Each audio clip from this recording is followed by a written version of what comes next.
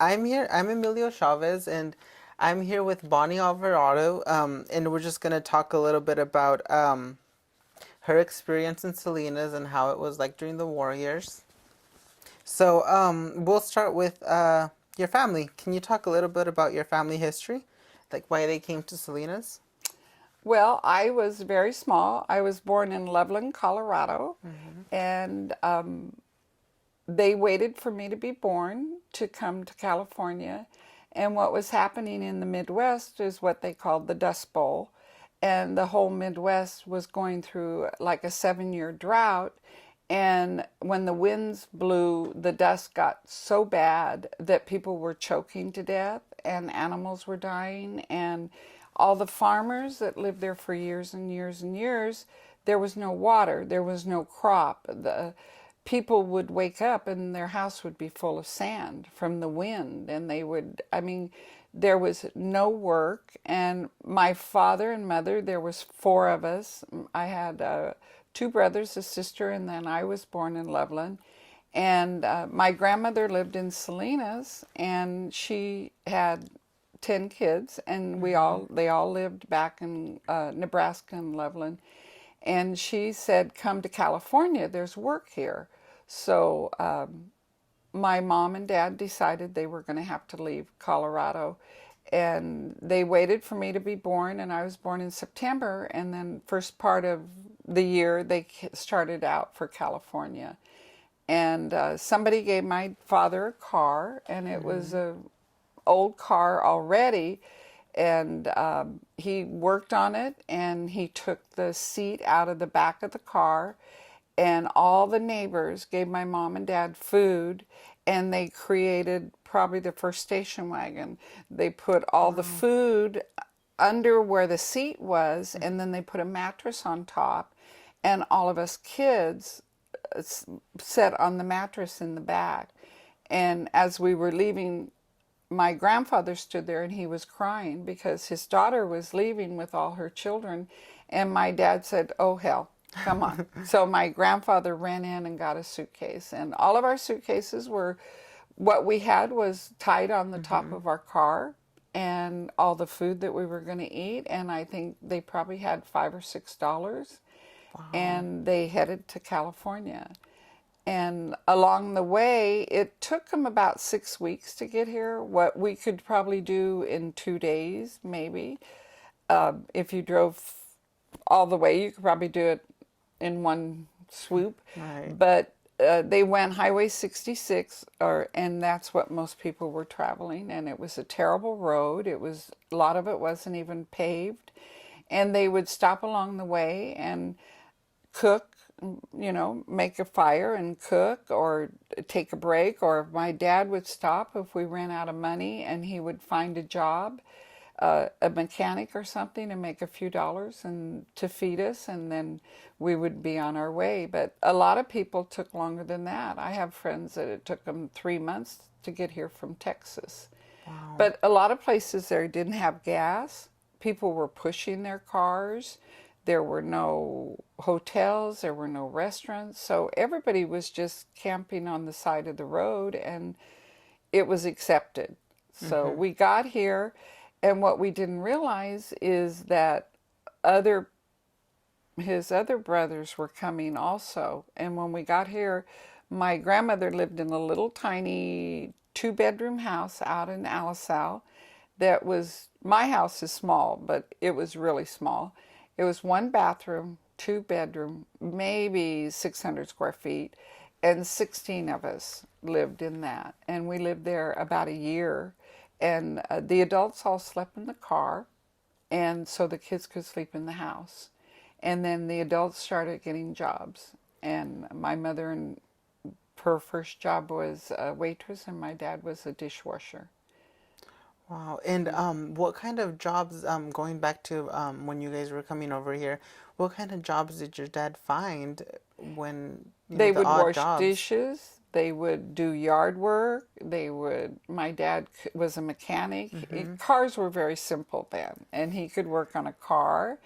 And he would do anything. If he stopped at a farmhouse and the lady was willing to let him do work in her garden or her yard or paint, he would do anything if she would feed us or and give him a couple of dollars. But you realize then gas was 13 cents a gallon and nobody had any money. This was also right after the Great Depression, after, you know, right as the whole economy of the United States collapsed about that time too, just before. And I was born in 39, so my parents came here in 40, and just about the time of the war. So my grandmother lived out in the east side, which they call the east side now, which was East Salinas. But most of the people of my family got jobs in produce. They worked in the fields or they worked in the sheds, and that was the main job.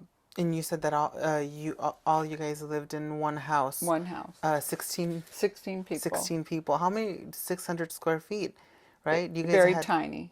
And how did that work for you guys? I know people slept in shifts because if you were working, then somebody else could sleep. And you know, and my grandparents, they did the best they could, you know.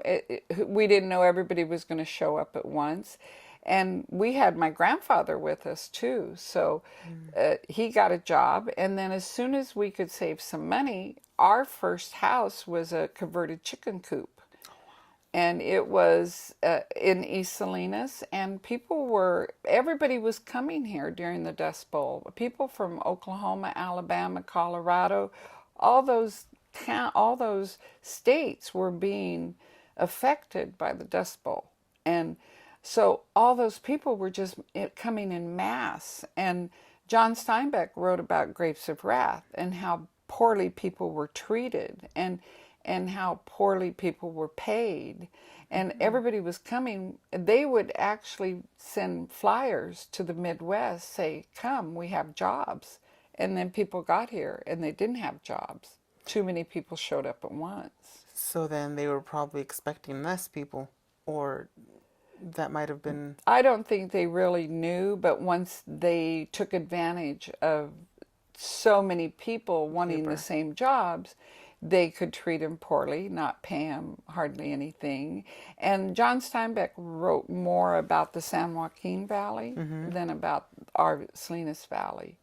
But the people in Salinas did not like John Steinbeck's book, even though he was born here, because they felt like he misrepresented how people treated us, and but a lot of it was very true.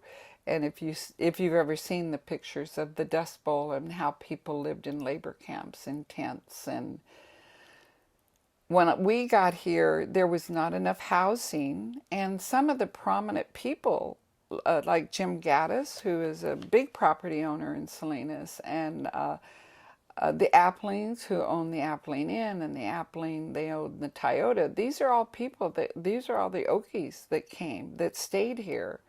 And they slept in tents out by the Salinas River. So if you know where the Salinas River is, that was Tent City. That was all the Okies. And if you know where the swimming pool is, there was another tent city there along Carr Lake. So there was no place to stay. There was no apartments. And so there were no apartments at all. Even if people were able to afford them, Right. didn't exist. Didn't. And what had happened is Mr. Burke, who was an entrepreneur from Oklahoma, he came out and started building Little Oklahoma in Salinas.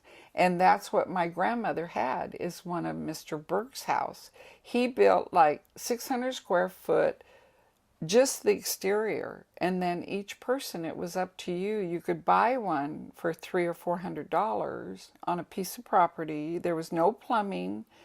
There was all septic tanks, and there was no electrical. It was, it was there were no streets, sidewalks. It was very primitive when Alisal first started. So it was just an empty piece of land. Yeah.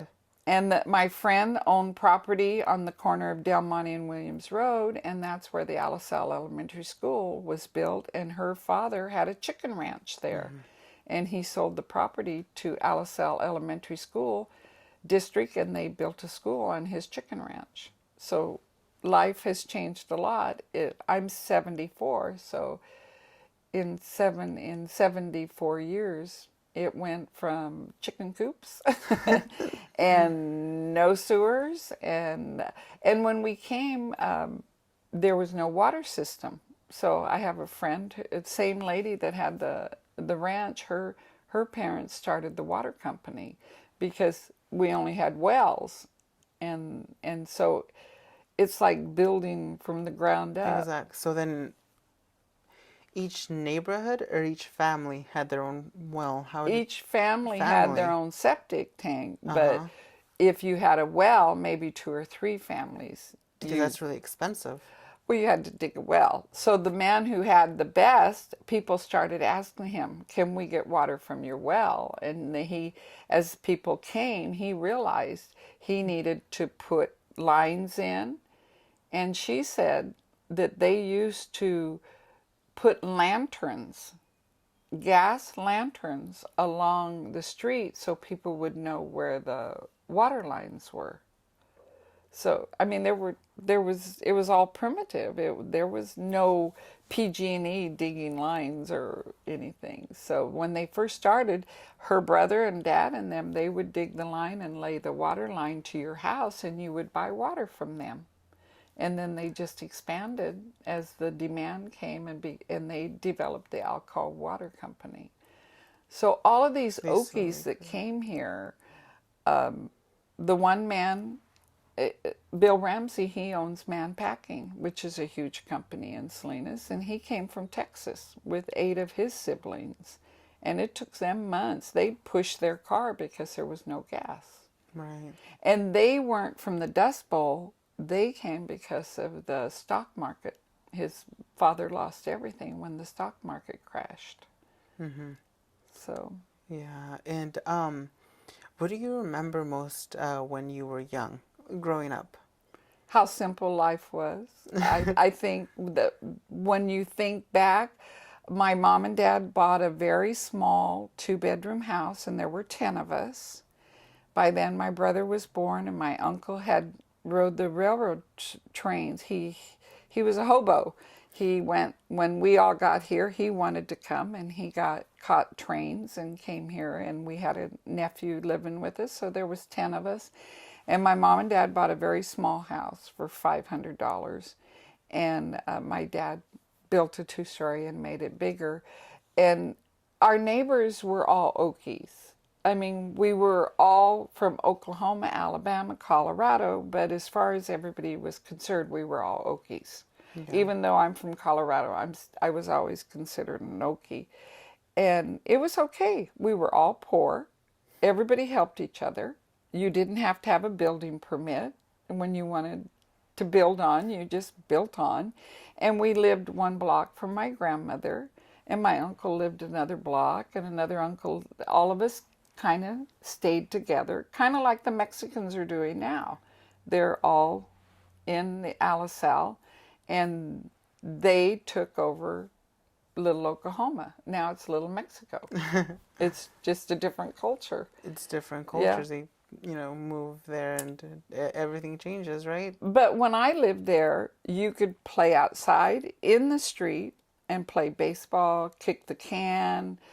You could run up and down the street. Kids were out till it was dark. Nobody shot each other. Nobody fought each other. And if my neighbor down the street told me to behave, I listened. I respected them. We were in each other's homes. My mother we had coffee in our neighbors' homes every week. The women would get together and have coffee. So we knew all our neighbors. If one needed help, my mom had voting in the house. We had Girl Scouts and Boy Scouts, and I mean, it was just different. I do not see any of that neighborhood feeling anywhere. I don't know. I know maybe one or two neighborhoods that I've been in that where the neighbors really support each other and help each other. And you don't see people outside. I mean, we used to be Right. outside. Nobody's outside anymore. I would no more let my kids play out here, and people are fearful. Mm-hmm. It's just become very different, very different. It was very simple, what I remember. And You used to play with your siblings? oh yeah, yeah, and the neighbors, and I could go down my street today. I mean, I go back and look at my house every once in a while, and I could say, oh, the Hollenbecks lived there, and the Goins boys lived there, and the Ramseys lived there. I could tell you every house that all my friends lived in.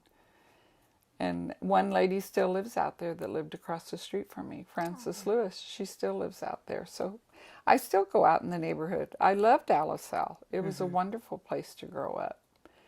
But by the time we got, I mean, when we went to grade school, it was all Okies. It was all very poor people.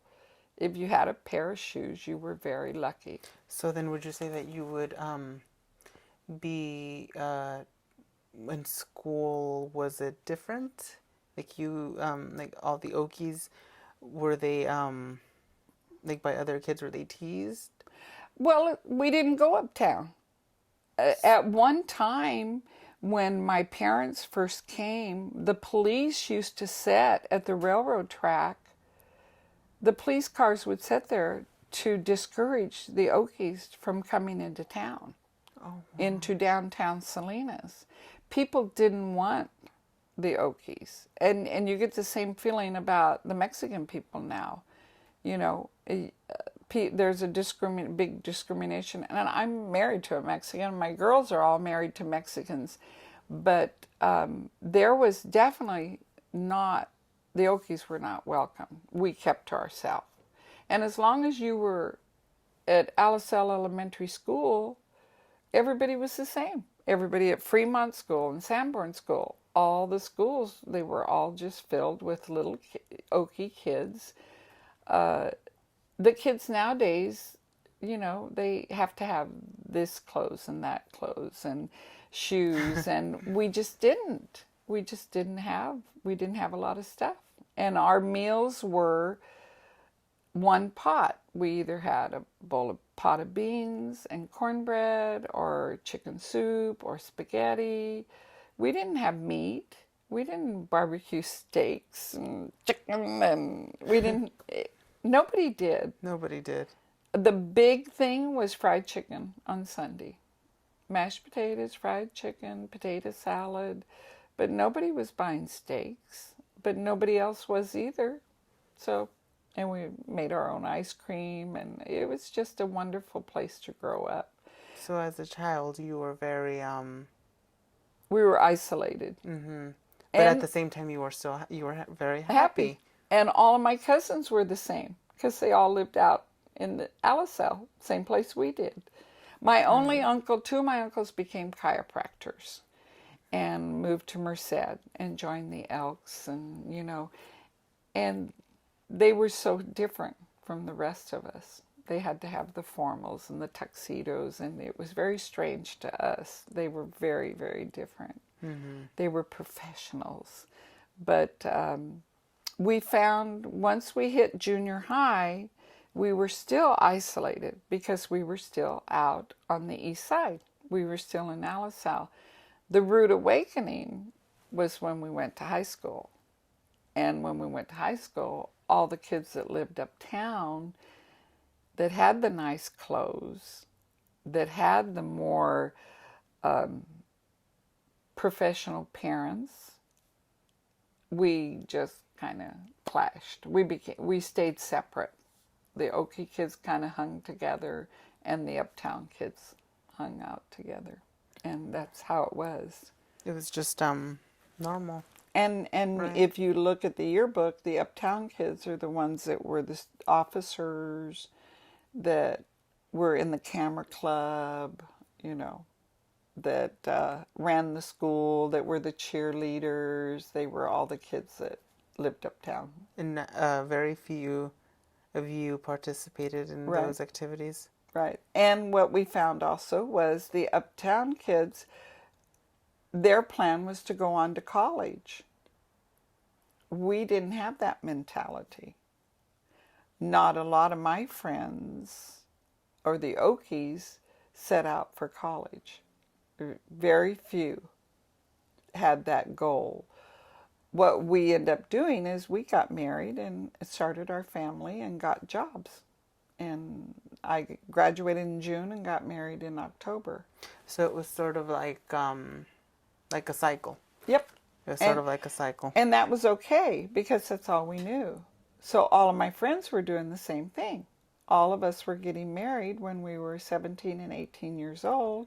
And by the time I was 20, I had a baby and all my girlfriends had babies. So it's okay. And we still stayed with our same friends. So, education-wise, when you were growing up, did you ever aspire to go to college or No. a profession pursued? Never occurred to me to be a nurse or a teacher or I didn't set the goals. My goal was to graduate from high school and then go to work. And I worked when I was in high school. All of us had jobs. I worked for the school system in the attendance office half a day my senior year, so I only went to school half a day my senior year. All that was required was math, and PE was always required, and then in summer school you would take history or government and get those out of the way, but those are the requirements. It wasn't, the education system really sucked. I mean, I don't know. A lot of like I said, a lot of the people that left here and went to college, they never came back. And all of us from Alisal that got married and started families, we stayed. So that's why a lot of the prominent people in Salinas today are Okies. The Jim Gattises, the Applings, the Church family, these were all Okies that came here and stayed. Yes, ma'am. And when I do class reunions, we've been out of school 55 years, I still see when we get together, my friends are still the ones that grew up on the east side. And I see the other people kind of congregate with their friends, which were the uptown kids. So there's still A division. groups, right? Yep. And you can see it. They're more reserved and we're more outgoing and more relaxed. I don't know. I don't know, it's because they were professional people and don't know how to, I don't know, relax or what. But I still see it when we go to class reunions. So. Noticeable. But I still have made lots of friends with people that were the uptown. Now, because my husband went to college. He went to Hartnell for a while. And he joined the Pi Delta Kappa, which is a fraternity. And those were the Jim Gattis, Jim Shade, the people that were going to become the backbone of Salinas. That was part of his fraternity. So we became very involved in that and joined the Elks and stuff. So we've kind of broken out of the stigmatism that we're not good enough. Right. Yeah. And that was the stigmatism, that you weren't good enough. Unfortunately. Yep. Right. Yeah. And so then, in terms of education, again, your family never encouraged you or anyone.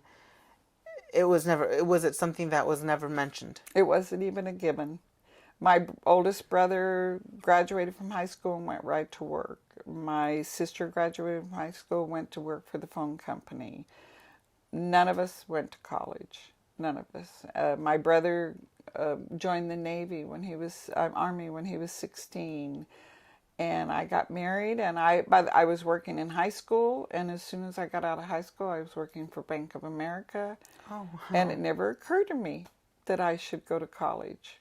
I was already getting married, and my friends were all getting married, and one or two of my friends went to school and became airline stewardess, and I thought, wow, that's awesome. You know, that she stepped out of the box and did something different. But even as young married people, we continued the same cycle. We still stayed together, went to each other's children's birthday parties. You know, we had New Year's parties, Christmas parties, and it seemed to be a lot of the same people that we went to high school with. So very few people, you would say, sort of stepped out of the box, Right. did something different. Yeah, Right. because I don't think Bill Ramsey, I don't think he went to college. I don't think Jim Gaddis went to, these are people that are still in Salinas. Sue Appling didn't go to college. She owns the Toyota company here. These are people that stayed. The people that own Granite Construction, the Wilkersons, they were friends of ours. They sold their company for $5 million. And he was an Okie from Muskogee. I mean, he was more Okie than me. And they were just hardworking people who created businesses that grew. And they didn't go to college. Yeah, and somehow helped Salinas Yeah. what it is today. Today, Right. still, and their families continue because Don Nucci's family was also very strong in this town. And you were asking me how it was when I came here during the war and stuff.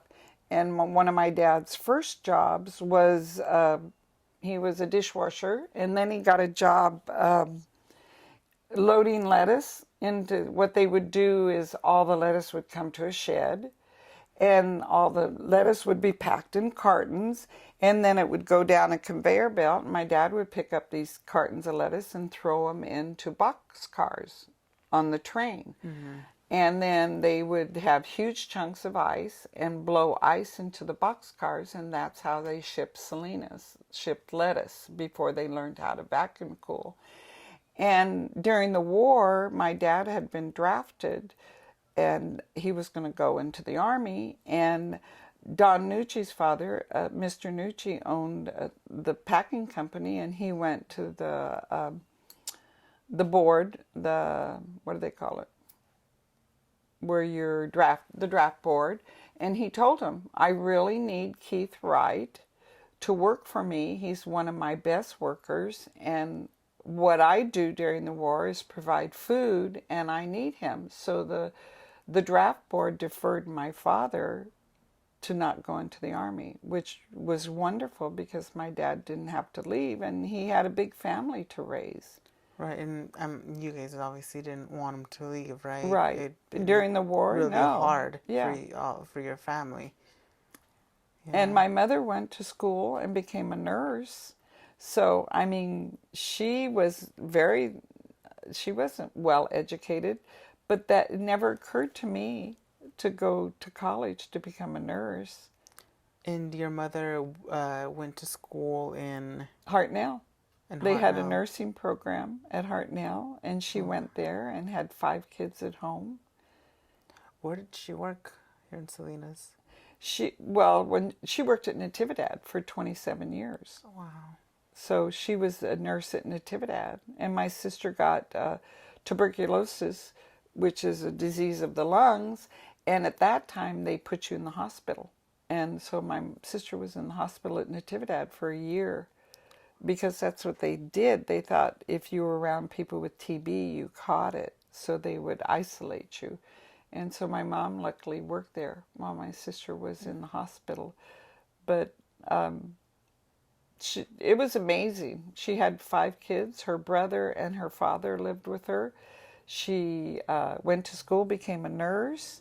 She cooked for this huge family, and none of these prepared meals. Everything was from scratch. And she was a Girl Scout leader, a PTA member, and she did it all. She amazed me. She's really involved. Yeah, she'd go to work at 7, get off at 3, and she could do it all. The Okies were hardworking people. And I think it's a shame. Well, it's just different. Kids today don't know how to work. They don't. We're all computer. But I don't think my grandsons know how to mow a lawn. I don't. They live in Pacific Grove and there's no lawn, so they've never mowed a lawn. They got a little tiny yard in Pacific Grove. It never occurred to them to come over here and mow a lawn or edge. I don't think most males know how to change a light bulb nowadays. They don't. You can't work on a car. And the Okies did all their own repair work. They fixed their cars, and we're become a society where everything's hired. Right. People have somebody to clean their house.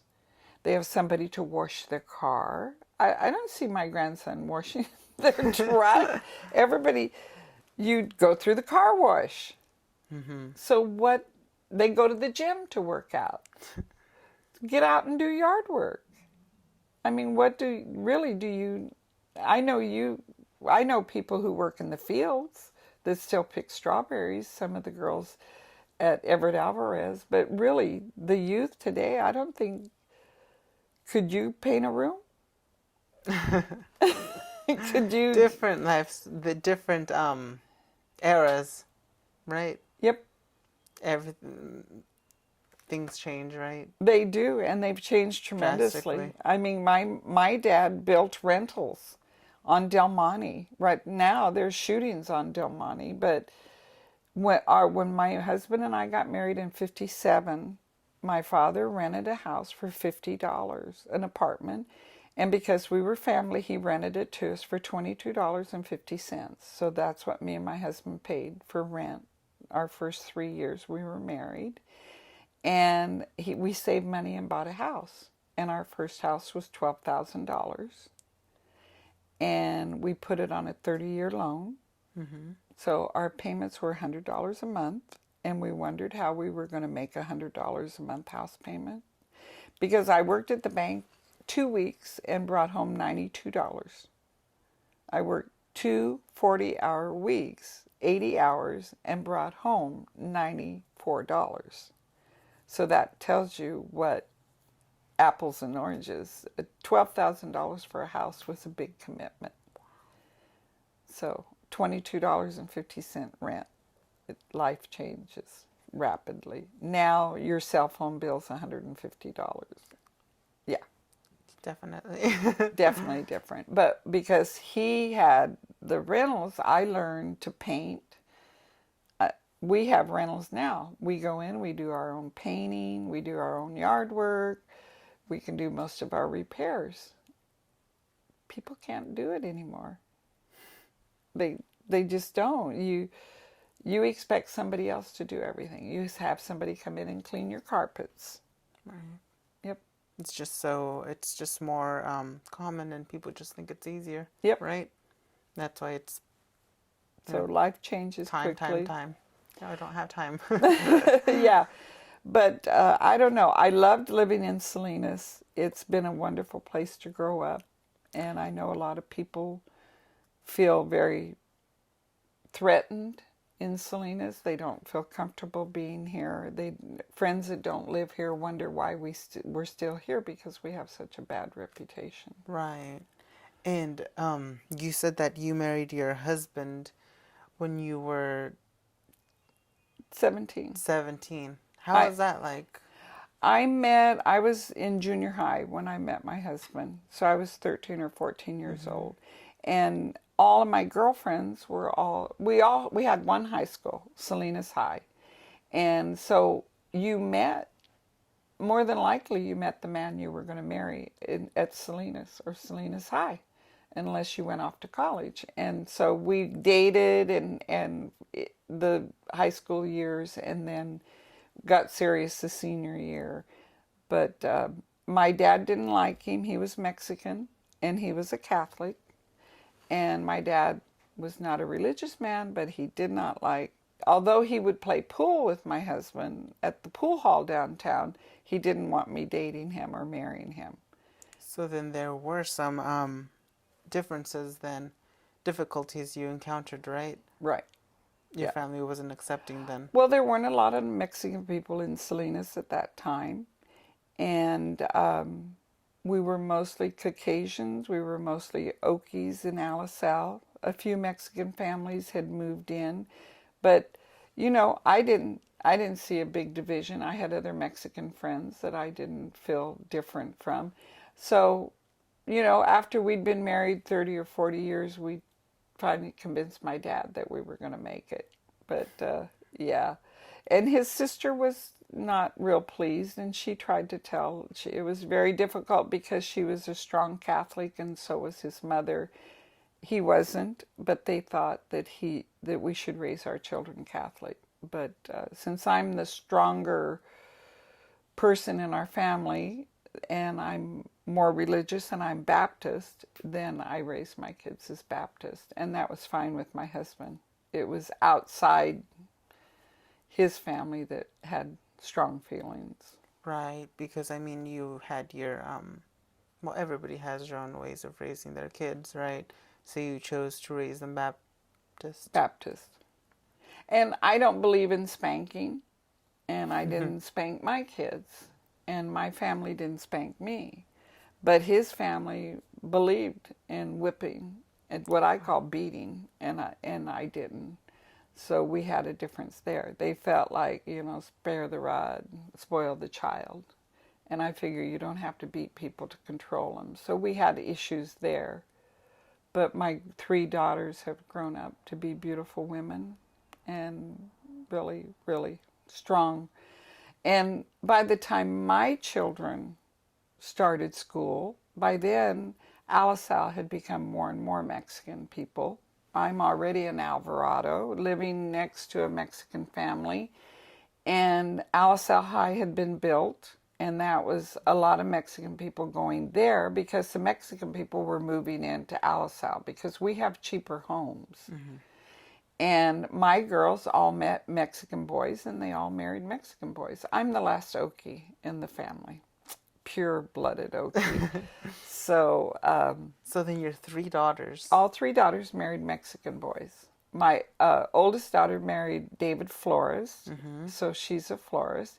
My middle daughter married Gilbert Ruiz, and all 4 of them went to Alisal High and graduated from Alisal High, which is on the east side, because I never left Alisal, because I loved it. I loved Alisal.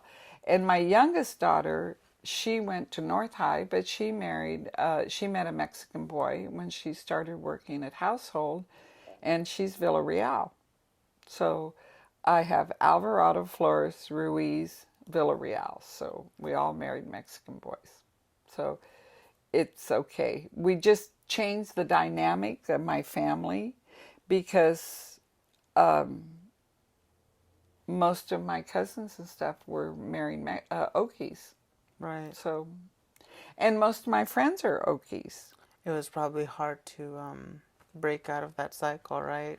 So when we have a potluck, they used to, and Matt joined the Elks and stuff, and they go, if we had a Mexican thing, what are you bringing? I'm bringing Matt, So, I mean, he's adjusted. We still have a lot of, I'm very, very good friends with his sister and all of his nieces and nephews, but it's just different. So we're comfortable, and we're not conflict. I hate conflict, so Right. just go with the flow. Better with no conflict, right? Yeah, no conflict, please. So, no, it's a good town to grow up in, I think, even though a lot of people are fearful. But you asked me earlier, during the war, what do I remember too? And I remember incidents where people told me they had blackouts. Families were very worried about the Japanese coming and bombing because we had Fort Ord here, which was a military base, and we were right on the coast, and people were really very serious that we might be bombed. And so you had to have blackouts. You had to have your windows covered so no light could get out. And I don't know what they did as far as the street lights and stuff, but even families that I know that lived in Marysville and stuff that lived in tents, they had a big black cover, like a tarp, that they would put over their tent. They wanted no light. They thought if we were bombed and the Japanese could see lights, that's where they're going to bomb. So you wanted to make sure you had blackout. Blackout. And when did you guys know? I personally didn't because I was too young during the war, but I would say that, in the 40s. But like when you guys had to cover your windows, I don't know. I you would don't know. assume that there would be a siren. A siren. Yeah. We were a very small town, remember? We were a town of 30,000, something like that. But even the bigger towns all along the coast, anywhere where they thought the Japanese, like they went into Pearl Harbor, they were afraid they were going to come here and bomb, mainly because we had Fort Ord. So But it sounds like people lived in fear. they right? did, yeah, during the war, and people were fearful. There was one lady that lived in Monterey that swore she saw that she looked out and saw a submarine in the Monterey harbor, and she made her husband move her and her whole family back to the Midwest. She was so afraid. So I was just too young. What was the war over in 45? Yeah. Where's our history buff? I don't know. But I was too young. And then when you're a kid, you're kind of oblivious Right. to all that. You're not reading the paper and you're not worrying about somebody bombing and, So that was just stories that I was told. Yeah. While growing up, I assume that you just grew up as a kid. You were a kid. You Yeah, didn't we know. were oblivious to it. Right. We were in our own little world. You weren't afraid of bombs or anything, right? Yeah. I mean, in TV, right? There was no. But I see the kids today, like my grandchildren, they're very aware of the shootings, and they've now moved back by Chicago, and they're much happier back there. They're not dealing with shootings every day. They lived right here in Salinas, and after witnessing somebody being shot, they didn't just go outside and play.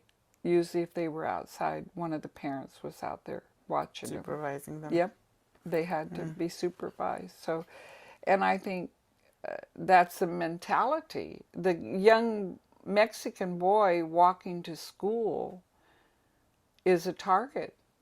I mean, if somebody's out there that wants to do harm to him, and it has happened to boys walking to Alvarez, boys walking to Alisal, and you have to know. I had my grandsons visit here from Pacific Grove, and I wouldn't let them walk to the mall. They're nice, tall Mexican boys. Somebody would have to drive up next to them and say, "Who are you affiliated with?"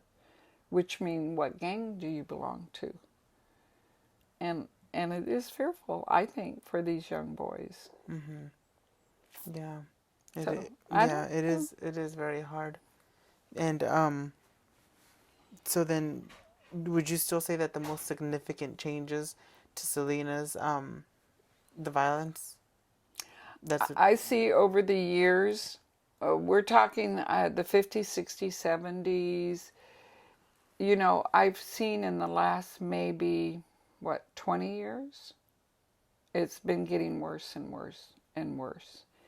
And I think a lot of it is people that come here, and I'm from Mexico, that aren't coming here to be a family.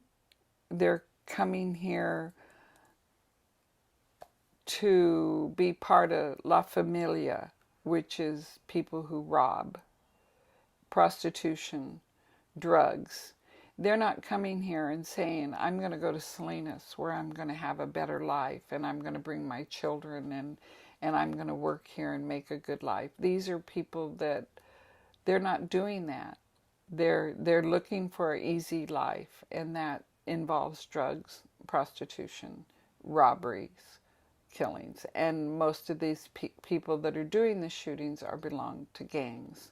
And it's not only Salinas, it's everywhere. It's everywhere. It's everywhere. It's in Sacramento. It's If you want to go to Chinatown in San Francisco, if you really get involved, you'll find that there's gangs there that are very threatening. So it's everywhere where people are looking for an easy, they're not, I don't know, they're not trying to be a family and trying to be a part of the community and making the world a better place. They're very selfish, and but that's the big change I've seen in Salinas. But still, there's so many wonderful people that live here, and we're the majority. They're the minority. The trouble is they control so much and cause so much havoc, and they're the minority, the bad people. There's wonderful, wonderful people here that live here.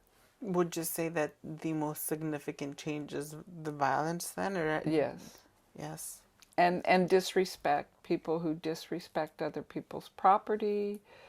And I don't know. I belong, luckily, to a culture of Christian women, and it's totally different. I mean, we have no idea how some of these kids are raised and brought up. So we're kind of in a little bubble of, you know, I'm not affluent, but I'm not, you know, I'm very comfortable in my life financially and emotionally, and there's just a lot of problems going on in this world.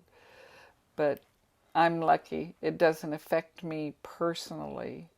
But I do see that there's people who do not want to come here and people who do not want to shop here. But you can't go back. You can't. And so you have to do something. I know that I went and we had a policeman talk to us, and, you know, they're dealing with a lack of police force. The police force is very short-handed, and they're driving outdated cars. And he said they didn't even have enough ammunition to practice. I mean, that's sad. When was this? 2 months ago, we had the policeman come, and he was in charge of from 3 in the afternoon to 11 at night. He was the commander, and our police station is outdated, very outdated.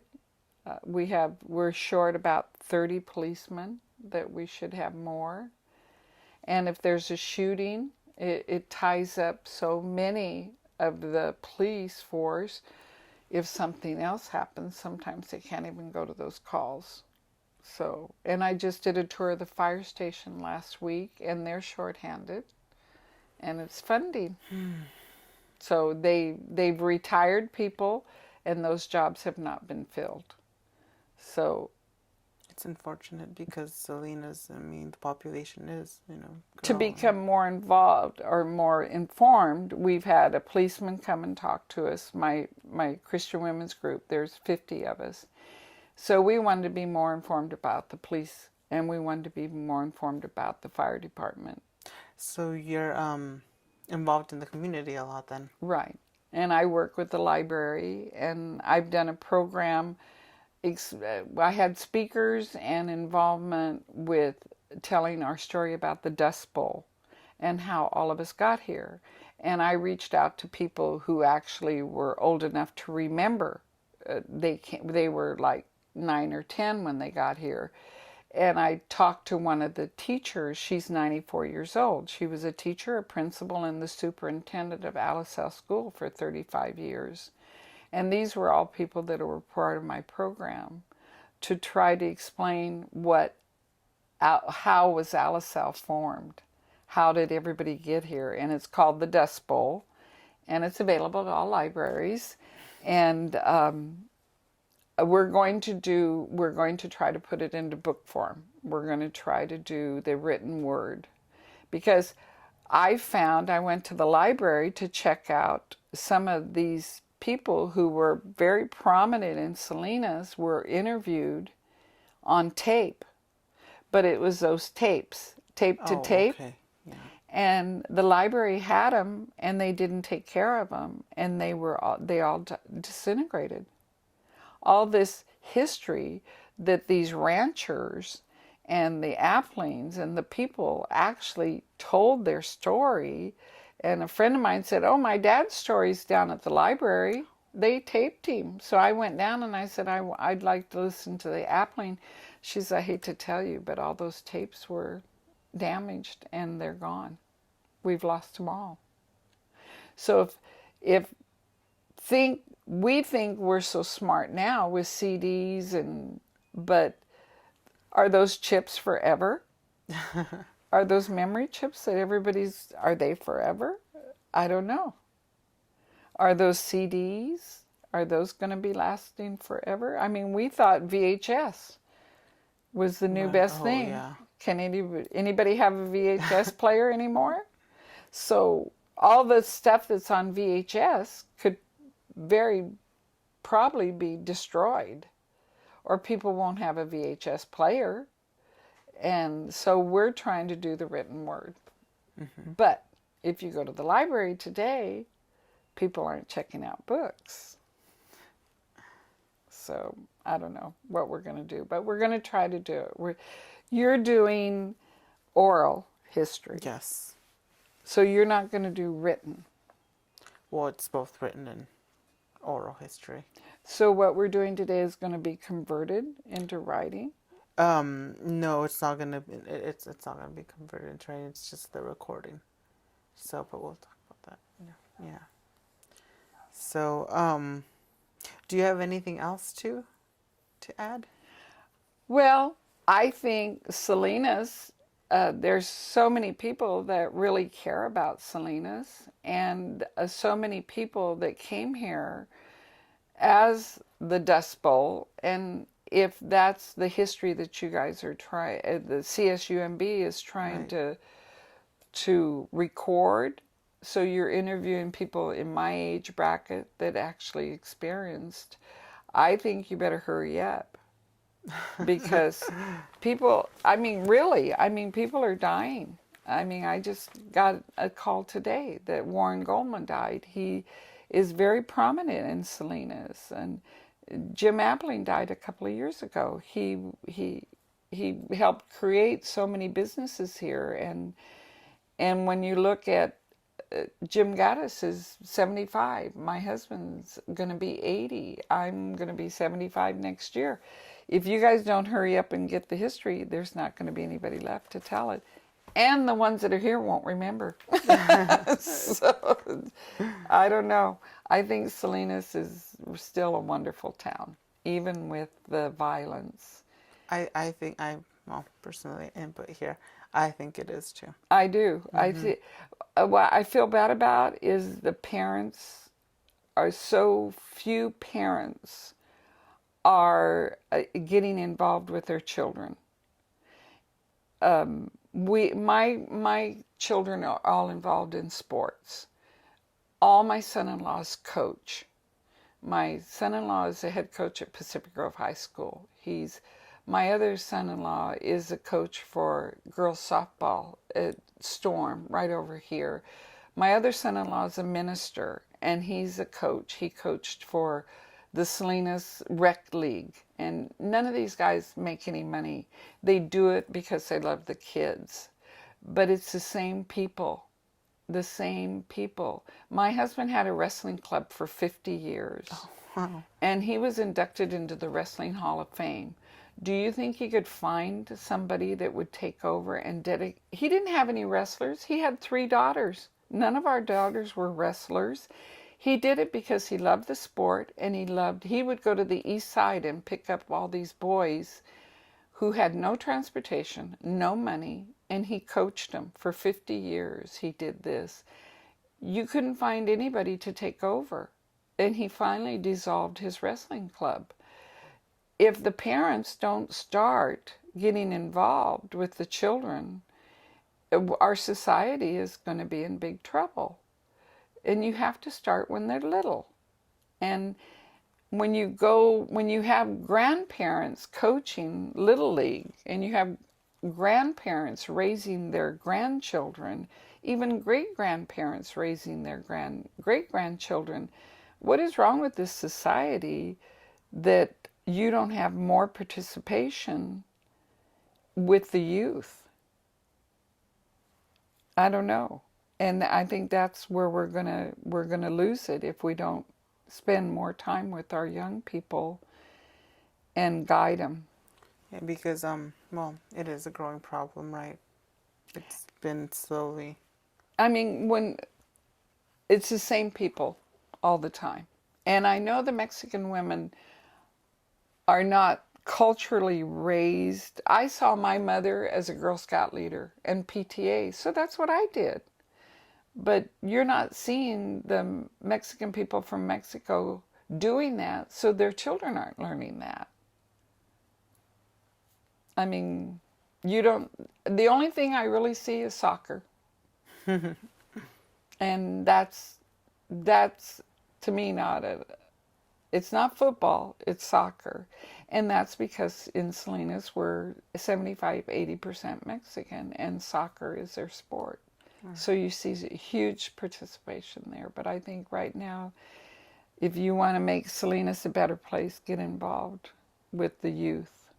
And you know that by meeting Ruth, Oh yes. who is 96, I believe so. 95, 96 years 95, old. 96 years old, somewhere around there. And Ruth found me, and that's how I met you. Right. And Ruth is 90-something years old, still working with CSUMB. That's awesome, Yes. isn't it? Yes. And it doesn't just happen.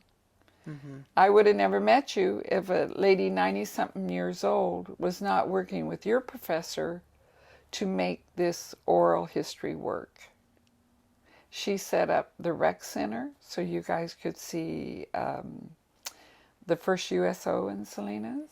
She set up the Baranda Adobe so you could go out and see the history of Salinas at the Adobe. She set up something else. Oh, the thing at the Steinbeck Center Oh, that right. Joanne did. And Ruth, 90-something years old. We need people like that. Exactly. Yeah, It's hard to find somebody like that nowadays, right? yeah, it is. So I don't know what else I can tell you. I was very young when I got here, and all of us were raised the same, and I guess that's our mentality. But we like being involved. I do. Right now, I collect clothes for homeless, and people bring stuff here, and then I have people that come by and get it, or I deliver it, and I don't know. I see a lot of people don't want to do the work that it takes to do that, or volunteer at the library, or volunteer at the school. Right. They quit having parties at the school. We used to, when we were in school, I don't know about you, but we had Halloween parties and Valentine's and Christmas, and they don't do that anymore. They don't have parents to help. Yeah, because, well, there's obviously not going to be a lot of teachers, right? They're short, handed. So the only resource left are the parents. But, well, if you don't have the parents, it's rather hard. And then Right. you have to be careful that the Kwanzaa people don't, or the people that don't believe in God, they don't want Christmas, and they don't want the flag, and they don't want you saluting the flag, or saying the Yes. Pledge of Allegiance, or mention the Bible, or... That's sad. And so it just takes one or two people, and now you can't stand up and pledge allegiance to the flag. I don't know. Our world's changing. I'm an old person, what can I say? So I don't know if there's anything else I can tell you. Do you think we covered? I think we covered pretty much. We covered your how your family got here, your education, marriage, Salinas during World War II, and what you think of Salinas today. So I think we've covered everything, and I'd like to thank you for volunteering to record this, and it's very useful information that we're going to use. Good. Thank you. You're welcome. Thank you. Anytime.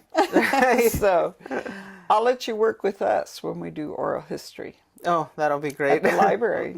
We'll get you guys involved when we want to do the written word. Right. Okay, Yeah. that'll be great. I do like being involved, so anytime. I would like to recommend to your professor that she show my video. Okay. Yes. It's called the Dust Bowl, and it's available at the library. So, Okay. Yes. all right. Thank you. Thank you very much. All right. Thanks. Thanks.